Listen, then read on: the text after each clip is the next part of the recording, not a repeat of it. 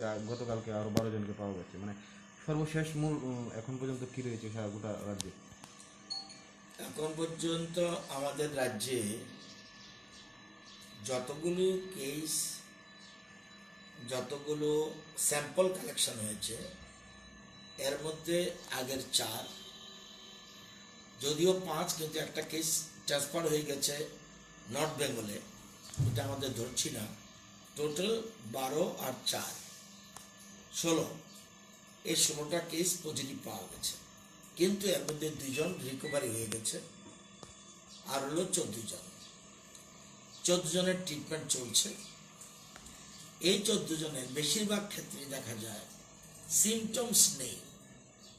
তো ওই 2 জনের সাথে বিএসএফ এর যে 2 জন জওয়ান, তাদের সাথে লিঙ্ক পজিটিভ পাওয়ার পরে যাদের লিঙ্ক ছিল, এরকম আমরা 34 জনের স্যাম্পল কালেকশন হয়েছিল গতকাল।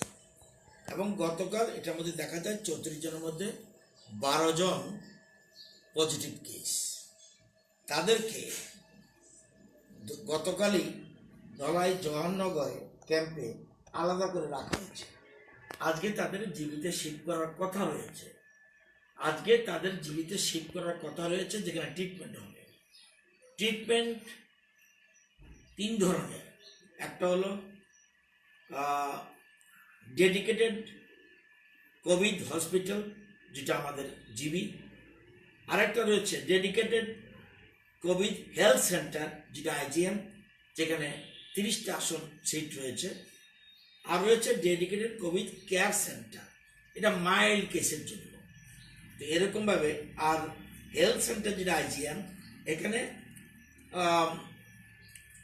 মোটামুটি মডারেট সিস্টেম, অর্থাৎ অক্সিজেন দেওয়ার সুবিধা যেন থাকে, এরকমভাবে করা হয়েছে। তো আজকে জওহরনগরে তাদেরকে, যারা এই 12 জনের কেস পজিটিভ পাওয়া গেছে, তাদেরকে জীবিত হসপিটালে শিফট করার কথা রয়েছে।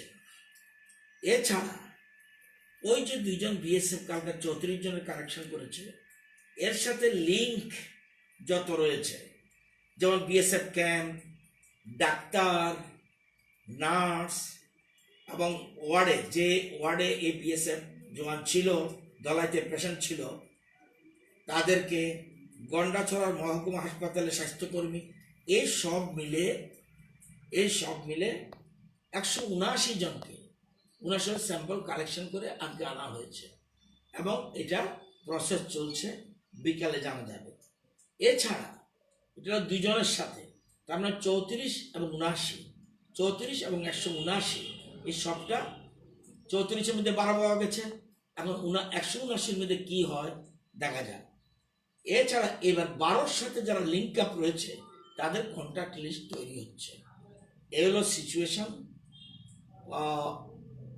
তো এগুলি প্রশাসন প্রটোকল ট্রিটমেন্ট অনুযায়ী যা যা করার সেগুলি করছে। স্বাস্থ্যকর্মীরা জীবনের ঝুঁকি নিয়ে কাজ করছে তারা। এবং রাজ্যের মুখ্যমন্ত্রী গতকালই প্রধানমন্ত্রীর সাথে এবং স্বরাষ্ট্রমন্ত্রীর সাথে কথা বলেছে, এবং রাজ্যের সর্বশেষ পরিস্থিতির কথা বলেছে। এবং ওইখান থেকে নির্দেশ অনুযায়ী যা যা করা স্বাস্থ্য দপ্তরের কর্মকর্তারা সেই ব্যবস্থা করবে। তবে প্যানিক হওয়ার কোনো কারণ নেই, আতঙ্ক সৃষ্টি করারও দরকার নেই, গুজবেও কান দেওয়ার প্রশ্ন নেই। স্বাস্থ্যকর্মী সরকারের যে গাইডলাইন রয়েছে, স্বাস্থ্য দপ্তরের যে গাইডলাইন রয়েছে, সবাইকে সেই গাইডলাইন মেনে চলার জন্য অনুরোধ করছি। আমরা প্রথম থেকে বলছিলাম যে সোশ্যাল ডিস্টেন্সিং মেনটেন করা উচিত, সেজন্য যত কম পারা যায় বাড়ির বাইরে বেরোনো, যত কম পারা যায় বাড়ির বাইরে যেন বেরো না হয়। তারপরেও অতিশয় হয়ে আপনারা জানেন যে এই যে লকডাউন, এটা কিন্তু আনন্দের বিষয় নয়, এটা অপ্রিয় সিদ্ধান্ত। রাজনৈতিক, সামাজিক, অর্থনৈতিক 3টি ক্ষেত্রে কিন্তু এটা অপ্রিয় সিদ্ধান্ত। কিন্তু তারপরেও সরকার, কেন্দ্রীয় সরকার, দেশের প্রধানমন্ত্রী এই অপ্রিয় সিদ্ধান্ত নিতে বাধ্য হয়েছে। কারণ মানুষকে বাঁচিয়ে রাখার জন্য। তো এই বিষয়গুলি খতিয়ে দেখতে হবে এবং সমগ্র বিষয় চিন্তা করে আমরা এই লেটেস্ট পজিশনের কথা এখন পর্যন্ত যতটুকু জানি, বিকাল পর্যন্ত টোটাল সিচুয়েশন কি আমি অফিসে গেলে জানতে পারবো। এখন এই মুহূর্তে আর কিছু বলার নেই। ধলাই জেলাকে কি রেড জোনে আওতায় নেওয়া হবে? এটা যা হবে সরকারি সিদ্ধান্ত মতো হবে। রেড জোন হবে নাকি অরেঞ্জ জোন হবে এখন আমি এই মুহূর্তে বলতে পারছি না, যেহেতু এটা সোজা কথা একটা সিস্টেম রয়েছে। সেই সিস্টেম অনুযায়ী কেন্দ্রীয় সরকারের যে গাইডলাইন রয়েছে সেই গাইডলাইনে যদি রেড জোন হয় রেড জোন হবে, যদি গ্রিন জোন হয় গ্রিন জোন হবে। এটা আমাদের বলার, আমরা এক্সপার্ট নই, আমরা বিশেষজ্ঞ নই।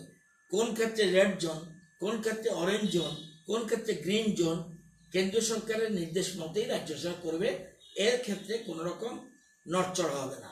সুতরাং এই মুহূর্তে এর বেশি বলার সুবিধা নেই। স্যার রাজ্য সরকার কি কারফিউ নিয়ে কোনো চিন্তা ভাবনা করছে? Lockdown means curfew, almost curfew. Lockdown means almost curfew. আমি দেখেছি পত্রপত্রিকায় যে রাত্র একটা সার্টিন টাইম থেকে সকাল এতটা পর্যন্ত কারফিউ হওয়ার কথা। এই মুহূর্তে আমি বলতে পারছি না। আমি মুখ্যমন্ত্রীর সাথে কথা না বলে বা হাই অফিসিয়াল সাথে কথা না বলে এ ব্যাপারে মুখ খোলা উচিত নয়, এবং যত কম পারা যায় কম কথা বললেই ভালো, নতুবা এটা ভুল হতে পারে। আমি একটা কথা বলার পর, যেহেতু আমি একজন জনপ্রতিনিধি মন্ত্রী, যে কোনো কথা হঠাৎ করে মুখ ফসকে চলে গেলে এটা কিন্তু একটা অঘটন ঘটতে পারে। সেই জন্য এর বেশি কোনো মন্তব্য করা সমীচীন হবে। স্যার আগামী বেশ কিছুদিন থেকে আজকে শহরে ঘুরলে দেখা যাচ্ছে প্রায় সবগুলো ভিড়। মানে তৃতীয় দফা লকডাউনে তো অনেক না, কিছু এটা তো শিথিল করা হয়েছে, অনেক কিছু অনেক ক্ষেত্রে শিথিল করা হয়েছে। শুধু যেমন হকার্স কর্নার, যেমন মলগুলি, শপিং মলগুলি, যেমন সিনেমা হল, যেমন কলেজ, যেমন বিশ্ববিদ্যালয়, যেমন স্কুল, এগুলিকে বন্ধ রাখা হয়েছে। বাকিগুলির ক্ষেত্রে বেশ কিছু শিথিল, অলমোস্ট যেহেতু গ্রিন জোনে ছিলাম আমরা, বেশ কিছু শিথিল করা হয়েছে। তো সেই জন্য ভিড় তো থাকবেই, কিন্তু ভিড় থাকলেও সোশ্যাল ডিস্টেন্স মেনটেন করা উচিত। সোশ্যাল ডিস্টেন্স মেনটেন না করলে এটা কিন্তু ভুল হয়ে যাবে। পরবর্তী সময় আমরা কিন্তু যে আমাদের বারবার একটা কথা বলছি, যদি মানুষ সচেতন না হয়, মানুষ যদি সতর্ক না হয়, এটার একমাত্র একটাই ওষুধ। আমরা যদি ভারতবর্ষের মানুষ কিংবা ত্রিপুরার মানুষ, আমি ভারতবর্ষের কথা বলবো না, ত্রিপুরার মানুষ, আপনারা সহ আমি সহ সবাই যদি মনে করি যে 14 দিন ঘর থেকে বেরোবো না, তাহলে কিন্তু কোভিড আমাদেরকে কিচ্ছু করতে পারবে না, করোনা আমাদের কিচ্ছু করতে পারবে না। কিন্তু আমরা কোনো না কোনো অজুহাতে অযথা অনেক মানুষ, যদি বিশেষ কারণ থাকে আলাদা কথা, অনেক মানুষ অযথা ঘর থেকে বেরোই এবং সোশ্যাল ডিস্টেন্স না মেনে আমরা এমনভাবে চলাফেরা করি, এই জন্যই এরকম অবস্থা হয়েছে। তো এক্ষেত্রে সবাইকে সতর্ক থাকতে হবে, সচেতন থাকতে হবে। যেহেতু রাজ্যে এখন পর্যন্ত 14 জন